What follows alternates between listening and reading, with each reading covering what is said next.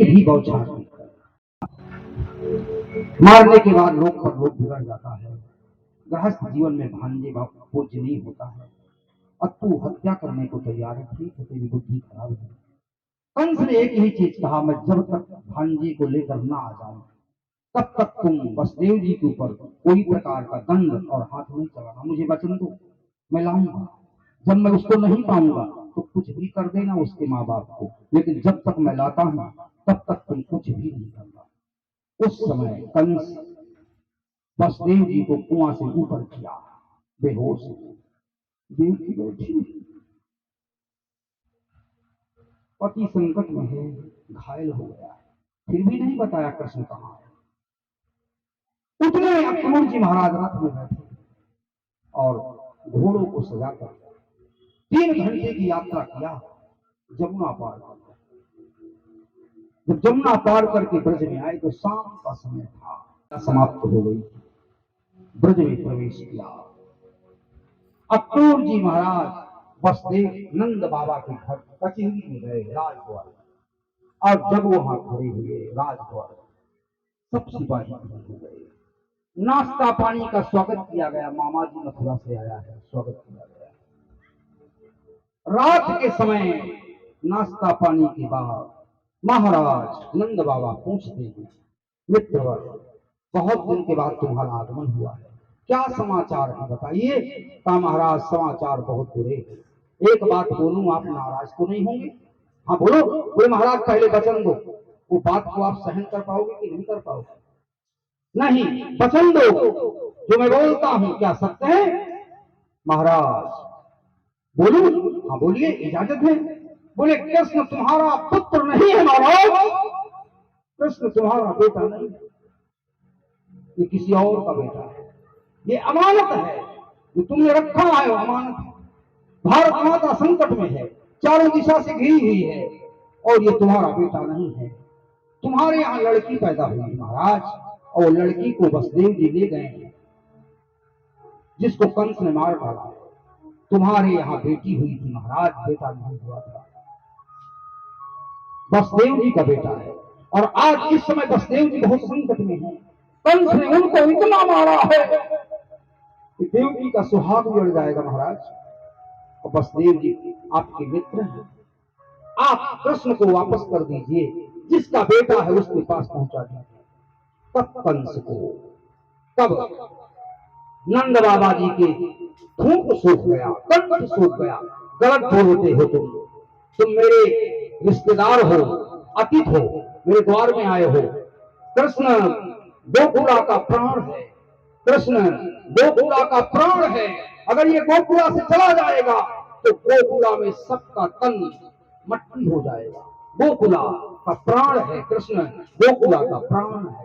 ये प्राणधार को कोई नहीं देगा। कृष्ण मेरा बेटा है, तुम्हारे पास कौन सी बात का प्रूफ है बताओ। तब कंस ने कहा, बड़ी अच्छी कथा है, ध्यान से सुने। तब ध्यान से, तब महाराज अक्रूर जी वसुदेव जी से बोले, महाराज। तब महाराज अक्रूर जी वसुदेव जी से बोले, महाराज जब कृष्ण का जन्म हुआ था, कितनी दासियां वहां मौजूद थी, कितनी दासियां वहां मौजूद थी, उन दासियों को बुलाइए। कितनी दासियां वहां मौजूद थी, उन दासियों को बुलाइए। उस समय महाराज सुखदेव जी राजा परीक्षित से कहते हैं, भूतात्मनो भूयः अव्रजात्मनो देवकोटिवासिनः एतद् विमर्शे महासूत्र भागे अयावत प्रभो भाव महानंद निकंदनः महानंद निकंदनः।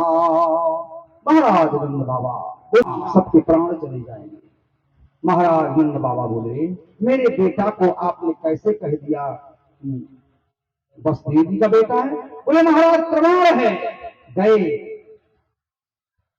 सुनो, मैं बात को कंफर्म करके पूछूंगा जसोदा से क्या बात सत्य है। ये बात को तो जसोदा ने भी मुझे आज तक नहीं बताया। नंद बाबा ने कहा। महल में गए। महारानी जसोदा दूध पका रही थी।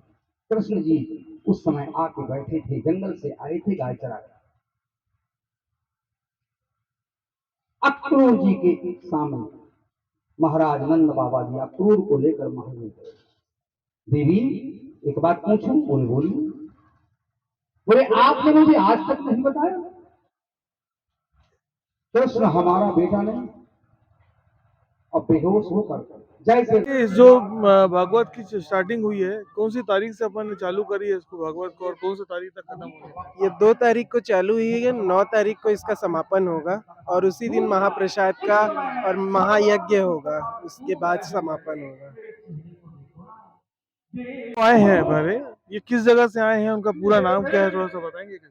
ये महाराज जी चित्रकूट से आए हैं। इनका नाम परम पूज्य जागेश्वर महाराज देव महाराज। जागेश्वर देव हाँ महाराज जी। जी। और यहाँ पर लोगों का रिस्पांस कैसा दिख रहा है, कैसा? यहाँ लोग काफी खुश हैं। अभी तो संख्या काफी बढ़ती ही चली जा रही है। शुरू में कम थी लेकिन अब बहुत ज्यादा संख्या में लोग आ रहे हैं। ये कितने दिनों के लिए है? ये 9 दिनों की पूजा है। 9 दिन कथा चलेगी पूरी। आज रुक्मणी और कृष्ण जी का विवाह का दिन है, तो आज सबसे शुभ दिन आज ही है। कल समापन रहेगा, परसों यज्ञ रहेगा और महाप्रसाद रहेगा। आपको इसकी प्रेरणा किधर से मिली? ये जो भागवत हो रही है, इसका उद्देश्य क्या है?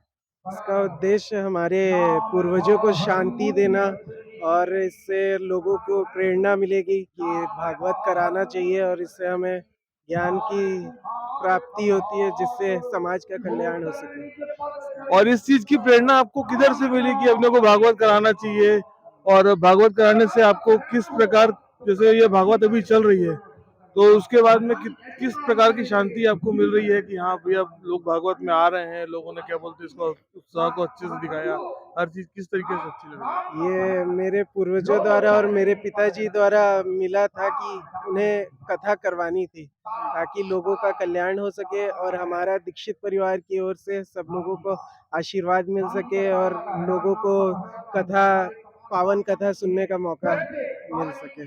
और यहाँ बहुत दिनों से हुई भी नहीं थी, तो लोगों का भी बहुत वो था कि पूजा हो, कुछ तो हो, तो उनका आशीर्वाद भी उन्हें प्राप्त हो। और आपने इन महाराज को इतनी दूर से यहाँ बुलाया है, आपको कैसा लग रहा है यहाँ पर, क्या बोलते हैं, ये सारी चीजों को कराने के बाद में कि किस तरीके के लोग किस तरीके से उसमें हिस्सा ले रहे हैं कि नहीं ले रहे हैं, तो आपको किस तरीके से, क्या बोलते हैं, कैसा बता सकते हैं कि ये कैसा उचित है, अच्छा है, और लोगों को करवाना चाहिए, क्या करना चाहिए बताएं? लोगों का तो बहुत अच्छा रिस्पांस आ रहा है। लोग यहाँ दूर दूर से भी आ रहे हैं और गुरुदेव बहुत बहुत ज्ञान है उन्हें और वो बहुत दिन से हम उनके शिष्य हैं सारे लोग।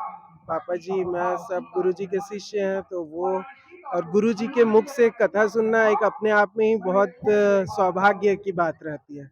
और लोग को भी इसी बहाने परिवार और सब लोग अच्छे से आ रहे हैं, तो उनका भी रिस्पांस अच्छा है। बोल रहे हैं और कराएंगे करके, खुश हैं काफी। मैं कैमरामैन अनिल के साथ मनीष खत्री।